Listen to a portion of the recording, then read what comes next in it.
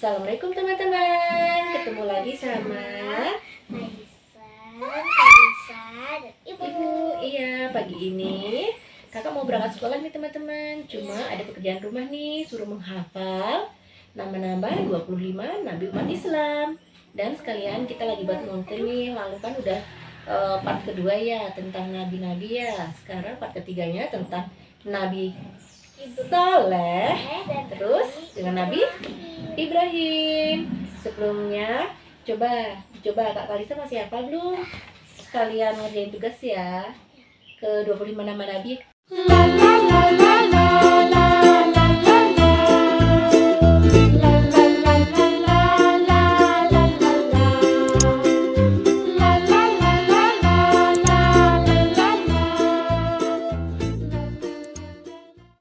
Sahabat, ayo diingat Nabi Adam sampai Muhammad.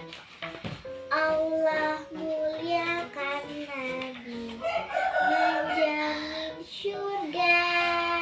Adam, Idris, Nuh, Hud, Saleh, Ibrahim, Lut, Ismail, Ishak, Yakub, Yusuf, Ayub, Syuaib, Musa, Harun, Zulkifli, Daud, Sulaiman, Ilyas, Yunus, Zakaria, Nabi Yahya, Nabi Isa, Muhammad Al-Mustafa. Oke, alhamdulillah ternyata kakak udah hafal ya. Nanti kalau di sekolah ditanya Bunda sudah bisa setoran nama-nama 25 Nabi umat Islam.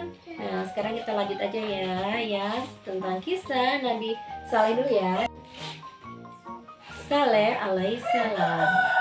Kaum Samud itu kaumnya pada Nabi Saleh ya, zaman Nabi Saleh. Kaum Samud hidup di suatu dataran bernama Al-Hijr yang terletak antara Hijaz dan Sam. Lalu pernah kan tentang SKI pelajaran ada Hijaz, ada Sam. Dataran ini sangat subur, kekayaan alamnya yang melimpah membuat penduduk hidup sejahtera. Tetapi kaum Samud tidak beriman kepada Allah. Mereka menyembah berhala. Itu kaum Samud pada zaman Nabi Saleh. Kemudian tak lama Allah mengutus Nabi Saleh untuk meluruskan keyakinan kaum Samud. Ia berasal dari kaum Samud. Nabi Saleh kaum Samud ya. Saleh adalah seorang yang tangkas, cerdik, rendah hati, dan ramah dalam bergaul. Nabi Saleh mulai berdakwah mengingatkan kaumnya, "Wahai saudaraku, Allah adalah Tuhan yang telah memberikan nikmat kepada kita. Bersyukurlah kepadanya," kata Nabi Saleh, "dan tinggalkanlah patung-patung yang mati." Iya. Gitu. Terus gimana kaum Samud gimana? Begitulah kaum Samud, mereka tidak mempercayai perkataan Nabi Saleh. Hanya beberapa orang miskin saja yang mau mengakui ajaran Nabi Saleh. Sementara orang-orang yang kaya, sombong, tidak mau mengakui ajaran Nabi Saleh. Tetapi Nabi Saleh tidak berputus asa. Dia terus berdakwah meskipun celaan dan ejekan diterima setiap hari. Tidak putus asa ya. Suatu hari, kaum Samud menerima bukti kenabian Nabi Saleh. Nabi Saleh pun mengajukan perjanjian kepada kaum Samud. Jika dia menunjukkan mukjizat sebagai nabi, maka mereka harus beriman kepada Allah. Setelah ada kesepakatan, Nabi Saleh pun berdoa kepada Allah. "Ya Allah, dengan memohon ridhomu, tunjukkanlah kekuasaanmu kepada kaumku," kata Nabi Saleh. Terus Allah memberikan mukjizat kepada Nabi Saleh. Pada hari yang ditentukan, kaum Samud berkumpul di sebuah bukit. Tak lama muncullah seekor unta betina dari batu. Dia muncul dari balik batu yang besar. Semua mata memandang tak berkedip pada unta yang tiba-tiba muncul. "Wah, aneh sekali," kata kaum Samud. "Luar biasa," kata yang lainnya. Iya, karena tiba-tiba ada seekor unta betina. "Inilah unta Allah, janganlah kalian mengganggunya," kata Nabi Saleh. "Biarkan unta ini mencari makanan sendiri. Unta ini mempunyai giliran untuk mendapatkan air minum, dan kamu mempunyai giliran untuk mendapatkan minum bagimu dan bagi ternakmu juga. Dan ketahuilah bahwa Allah akan menurunkan azabnya bila mengganggu unta betina ini." Segala upaya mereka lakukan untuk menggagalkan dakwah Nabi Saleh, akhirnya mereka membuat sebuah rencana jahat. Itu ya, kaum Samud ya. Dihasutlah para pemilik ladang dan kebun bahwa unta Nabi Saleh ini mengancam ternak mereka. Ini ada gambar unta. Unta bahasa Arabnya apa, Nak? Pintar ya, Pak, pintar ini. Udah bisa belajar tentang hewan-hewan bahasa Arab. Kalau Baqarah tuh? Iya. Apa? Sapi ya? Oh, sapi. Iya. Kalau ayam? Jatuh. Nah, dilanjut ya. Suatu hari Musa Hada dan Guda dibantu 7 orang lelaki bersembunyi. Mereka membunuh unta milik Nabi Saleh tadi. Mereka menantang Nabi Saleh untuk membuktikan ancaman itu dulu. Katanya, wahai Nabi Saleh, untamu telah mati. Mana azab yang dulu pernah kamu katakan? Kata kaum Samud. Kemudian selama 3 hari kaum Samud bergembira. Mereka benar-benar tidak mempercayai ancaman Nabi Saleh. Bahkan mereka berencana membunuh Nabi Saleh. Pada malam hari sekelompok orang mendatangi rumah Nabi Saleh. Tetapi saat mereka masuk tiba-tiba batu besar ditimpa batu besar mereka di depan rumahnya Nabi Saleh, sehingga mereka meninggal. Allah melindungi Nabi Saleh. Keesokan harinya Nabi Saleh dan pengikutnya pergi meninggalkan kaum Samud menuju ke Ramlah di Palestina. Tak lama azab pun datang, gempa bumi yang dahsyat disertai halilintar menyambar kaum Samud hingga akhirnya mereka semua binasa. Nah, itulah ya cerita tentang Nabi Saleh. Yang kedua tentang apa? Siapa? Nabi Ibrahim alaihissalam. Kerajaan Babylon diperintah oleh seorang raja bernama Raja Namrud bin Kan'an. Kan'an. Raja Namrud adalah seorang raja yang menganggap dirinya Tuhan yang disembah. Raja yang jahat namanya raja siapa yang tadi? Namrud bin Kan'an. Kan'an itu nama bapaknya. Terus ini Raja Namrud ini sangat ini ya. Penduduk Babylon memang menyembah berhala di sana. Hidup salah seorang pembuat patung mahir yang bernama Azar. Ini Azar. Azar ini ayahnya Nabi Ibrahim.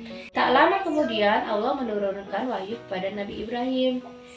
Allah memerintahkan Nabi Ibrahim untuk membujuk ayahnya ini tadi ya, yang membuat patung tadi namanya Azar ayahnya, untuk meninggalkan kebiasaan menyembah patung. Tapi Azar ayahnya tidak mau, dia tetap menyembah patung seperti Raja Namrud tadi. Nah, kemudian suatu hari penduduk kota Babylon mengadakan kemah di luar kota. Keesokan harinya para penduduk pulang ke rumah masing-masing. Alangkah terkejutnya mereka. Kenapa? Karena patung-patung mereka hancur semua. Hancur semua. Hancur semua. Ternyata yang menghancurkan itu Nabi Ibrahim, tapi mereka tidak tahu. Nah, hanya patung besar yang dibiarkan. Nah, ini patung besar satu yang tidak dihancurkan oleh Nabi Ibrahim. Terus ada alasannya. Terus mereka bertanya, siapa yang telah berani menghancurkan Tuhan-Tuhan kita? Kata mereka, kan mereka menganggap patung itu adalah Tuhan. Terus mereka bilang pasti Ibrahim, karena Nabi Ibrahim yang tidak ikut berkemah dan Nabi Ibrahim yang tidak mau menyembah berhala. Itu kata mereka. Kemudian Nabi Ibrahim dipanggil ke pengadilan, disuruh penduduk menyaksikan pengadilan Ibrahim. Apakah kamu menghancurkan Tuhan-Tuhan kami? Kata penduduk Babylon tadi ya. Terus ini di pengadilan. Terus patung besar yang berkalung kapak itu melakukannya, kata Nabi Ibrahim. Terus mereka nggak percaya, masa patung bisa menghancurkan patung-patung yang lain gitu toh, kata mereka. Nih kata mereka, patung kan tidak bisa berbicara, mengapa kamu bisa berkata demikian? Kata hakim. Nah kemudian jawab Nabi Ibrahim, jika begitu mengapa kamu menyembah patung-patung itu? Dia tidak dapat berkata, apalagi melihat, mendengar. Alangkah bodohnya kamu dengan kepercayaan persembahan itu, kata Nabi Ibrahim. Tentu saja para hakim dan penduduk Babilonia tidak dapat menerima apa yang dikatakan Nabi Ibrahim. Akhirnya diputuskan bahwa Nabi Ibrahim mau dibakar apa? Hidup-hidup. Ibu saya bilang Nih, itu toh? apa? Karena apa? Karena semua menghancurkan patung-patung mereka, benar. Jadi apa? Jadi Nabi Ibrahim mau dibakar hidup-hidup. Nih, tak lama kemudian kayu besar menggunung di pembakaran ini. Terus, karena mereka sudah kesal. iya, terus Nabi Ibrahim diceburkan di sini, dilemparkan ke dalam api panas ini tadi. Tapi karena dengan izin Allah dan mukjizat Nabi Ibrahim, yaitu tidak kebal dengan api. Ketika Ibrahim dilemparkan ke dalam api, dia tidak merasa panas. Api menjadi dingin dan sejuk. Semua mata memandang Ibrahim yang dimasukkan ke dalam kobaran api. Mereka merasa puas dengan dibakarnya Ibrahim. Para penduduk Babylon menunggu hingga api padam. Tapi mereka terkejut. Wow, kenapa Nabi Ibrahim selamat? Kenapa dia tidak terbakar sedikit pun? Nah, kemudian Di salju.